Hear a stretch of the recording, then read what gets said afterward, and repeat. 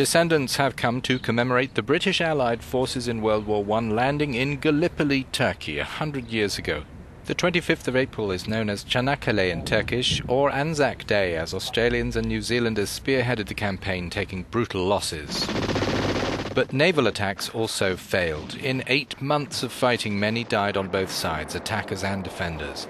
Official histories vary in their figures, though by some estimates the Allied and Turkish losses were roughly equal, at more than 250,000 on either side, including from sickness. Out of the killing grew national consciousness. Colonies became nations. The Ottoman Turkish Empire died. Modern Turkey was born.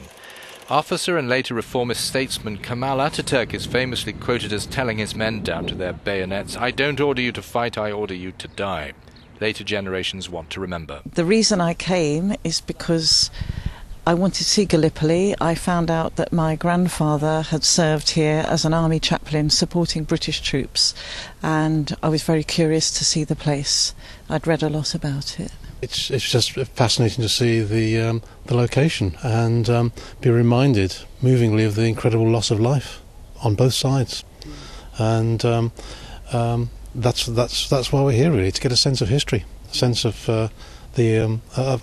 what actually happened here. The Turks were well entrenched, the Allies exposed. Winter also killed. Days of rain flooded and drowned men, and blizzards froze them. French soldiers also died by tens of thousands. According to war historian Şahin Alduan, mutual respect and a kind of closeness developed in the fierce fighting of the battlefield. But as the years went by, there was no more hostility. Atatürk even said, "Your sons became our sons." Today we see Australians and New Zealanders, British and all other nationalities who visit here as our friends and guests in this environment.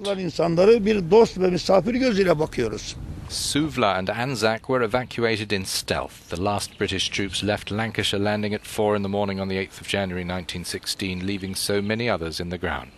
Prestige was impaired by the failure to win passage through the Dardanelles. Our correspondent sums up, in the first years, parents came to Gallipoli to remember their loved ones. On the 100th anniversary of the war, grandchildren and all who are interested in history visit. The soldiers and memorials are not alone. Bora Bayraktar, Euronews, Çanakkale.